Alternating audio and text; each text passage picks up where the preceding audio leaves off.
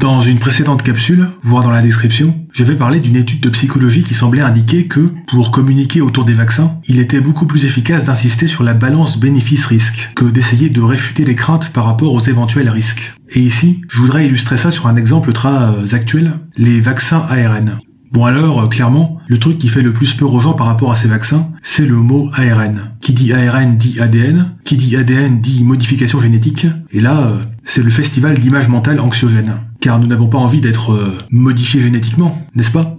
Et du coup, pour essayer de rassurer les gens, on va inviter des experts à la télé ou à la radio en leur tendant le micro pendant 30 secondes chrono, et en 30 secondes chrono, ils ont juste le temps de dire, en gros, non, ces vaccins ne modifient pas l'ADN. Sauf que dire cela, c'est une simplification.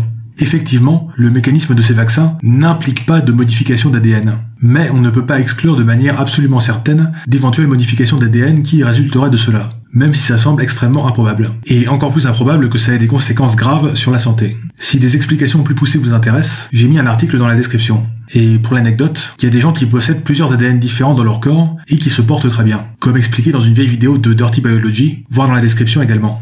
Et du coup, la personne angoissée par les vaccins ARN, elle va faire ses recherches Google et elle va réaliser que l'expert qui a parlé 30 secondes à la télé, là, il a dit quelque chose d'inexact, en fait. Donc incorrect. Donc faux. Donc qu'on lui a menti et qu'on l'a manipulé. Et là, la confiance, elle est plus là. Et plus généralement, si une personne est angoissée par les modifications d'ADN, ça va pas forcément aider de lui expliquer que c'est excessivement improbable. Car souvent, les mécanismes de l'angoisse se fichent que les probabilités soient faibles. Pensez aux gens qui ont peur de mourir dans un crash d'avion, par exemple.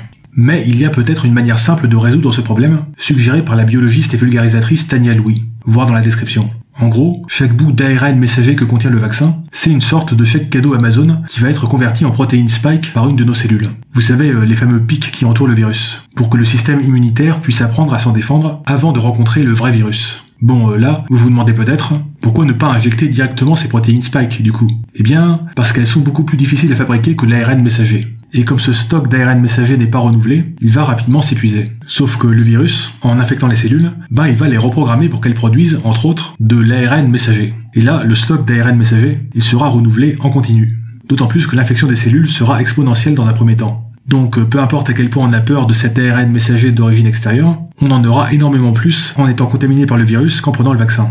Autrement dit, quelle que soit la probabilité que le vaccin modifie l'ADN, elle est infime par rapport à la probabilité que le virus modifie l'ADN. Et donc, si on a peur de ces modifications d'ADN extrêmement improbables, le truc le plus prudent à faire, c'est de se faire vacciner, à moins de respecter ultra rigoureusement la distanciation sociale et les gestes barrières. Mais en général, les personnes qui n'aiment pas les vaccins n'aiment pas trop ça non plus. Et c'est un peu l'équivalent de mettre en balance les risques de la vaccination et de la non-vaccination pour des maladies comme la rougeole ou les oreillons. Une approche qui convainc beaucoup mieux les parents de faire vacciner leurs enfants. Si on essaye de minimiser un risque dans l'absolu, vu comment fonctionne notre psychologie, ça fera toujours peur à certaines personnes. Il semble donc préférable de parler de risques, non pas dans l'absolu, mais relativement à d'autres risques, comme ceux qu'on prend en ne se faisant pas vacciner. Et ça s'applique notamment à cette question très spécifique du risque de modification d'ADN, qui semble inquiéter beaucoup de gens en ce moment.